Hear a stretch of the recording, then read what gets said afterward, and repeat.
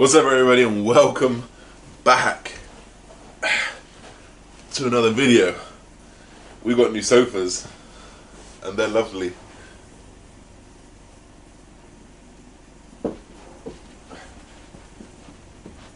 Today, guys, I want to talk to you just face to face, just to kind of get this out there, because I think it's super important. And it's going to be talking about training cycles, macro cycles, meso cycles, and because I think the training is super important, and I think so many people actually miss out on that, and I think a lot of attention goes to diet. I think it's like you need to put a lot of effort into training, and I think a lot of people get misconstrued by watching the pros, and actually a lot of pros train like dog shit. No offense.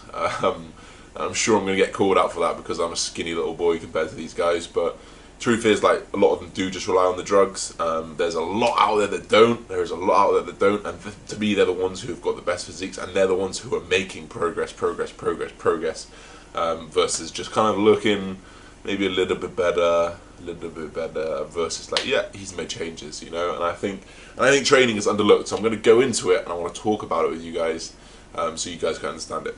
So first off, you want to work out your macro cycle. Now, macro cycle is the bigger plan. It's what is that yearly goal? Is the goal to gain loads of muscle everywhere? Is the job your upper body overpowers your lower body? You need to bring up your upper body.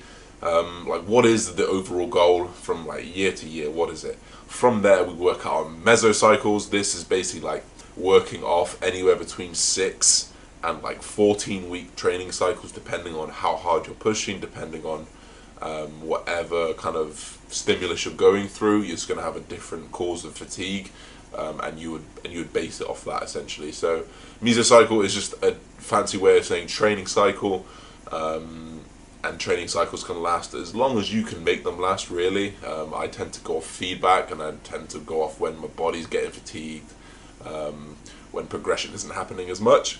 But generally, each training cycle, each mesocycle will be focused on a goal, whether that goal is just to grow everywhere, whether that goal is to work on a certain part, or whether that's to do everything at once. A lot of people will probably just do everything, and they'll just try and grow everywhere, because most people need to get bigger everywhere. People who have imbalances or want to touch up on certain places for their physique, maybe like men's physique, would probably aim to work the upper body a little bit more, just because they don't get their legs out. And vice versa, bodybuilding, they're going to want to do more legs, because most people don't have big legs, probably a lot of glutes, etc., etc. General weak points for guys and girls out there. The process is this: you'll set your training program, which will have its focus. Let me take me for example. My last training program was very leg focused. So what do we know? We know that frequency up to probably about 3-4 times a week is really going to make a difference. So if you're training once a week, if you're training legs once a week, and you're trying to grow your legs, you can stop that right now. Train them 2 times a week, notice the difference. Train them 3 times a week, notice the difference even more. Train 4 times a week, you might notice a little bit more difference, but it might get to the case of diminishing returns, or it's not going to make a difference. 5 times a week might not make a difference, 6 times a week might not make a difference, etc. Doing it every single day, you're just going to neurologically adapt very, very quickly. So first of all, work out what you want to work on. I wanted to work on my lower body, so I was hitting my quads 3 times a week, I was hitting my hamstrings 3 times a week, so I ended up doing a leg session of some sort like every other session. So 4 times a week I was killing either my hamstrings or my quads, or both at the same time, and the growth was crazy. Like, it's real, and obviously training volume, so working sets will come down.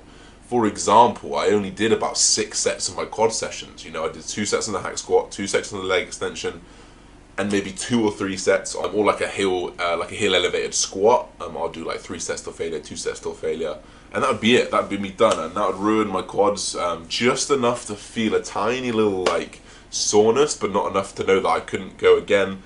Not the next day, but the next day. You know, like, it was almost like every other day, and then sometimes every other 2 days, and like, it's brutal. So working sets will come down as frequency comes up. So figure out what you want to work on, guys. If you want to work on everything, you probably go even, try to get everything done 3 times a week if you can. Generally, if you're doing men's physique, you could aim to go your arms or your shoulders 3 times a week, just because we always need that fullness. Upper chest, for example, 3 times a week. And things that like are really strong points, you could go back down to like a maintenance level. We call that a maintenance level because we're kind of maintaining where we are. We're still going to get progress, but it's not going to be like how we are everywhere else. And that's where my legs are right now. So they took a big smashing for 12 weeks, and I was doing it for like 4 times a day every single week, and that killed me. But now I need that rest. My leg frequency has come back down to 2 times a week, and my upper body is now 4 times a week. So I'm kind of going upper body, lower body, upper body, lower body, but always focusing on my key points, which are my delts on my chest, keeping my back where it is as well. So kind of back and legs on maintenance now, and then my pushing more on, like we're going on now. And that's essentially it. And then, of course, as my leg frequency comes down to 2 times a week, the actual volume in the workouts will go up. So it might mean that I do maybe 8 or 10 sets in a session now, versus the 6 that I was doing before, because I was trying to hit more. So because the frequency has come down, you do need to increase the volume, so that the volume difference from last time was here, and you don't want it to come back down to here by going to 2 times a week and still doing those 6 sets. You want to bring the volume up a little bit, and you just want your body to adjust to that maintenance level. So when you do increase again, when you do increase that volume again, you respond again. It's a constant case of bringing your body into maximal recoverable volume, which is just basically the most amount that you can physically do on a body part as frequently as possible. You'd go up to that, and then you'd come back down for a maintenance phase. Maintenance phases can last anywhere from like 4 weeks, 8 weeks, 12 weeks, depending how your body responds. So it's a very cool way to look about it, kind of alternating upper body, lower body, thinking on things that you want to do, and just playing with frequency. And I think it's a very good thing for people to actually consider, because most people are stuck on bro splits, push-pull legs, and they're not thinking about pairing these body parts. Like I used to do quads, delts and arms, hamstrings, delts and arms, you know, and I'd do it like that, so I had constant frequency. The way I like to think about it is like dials.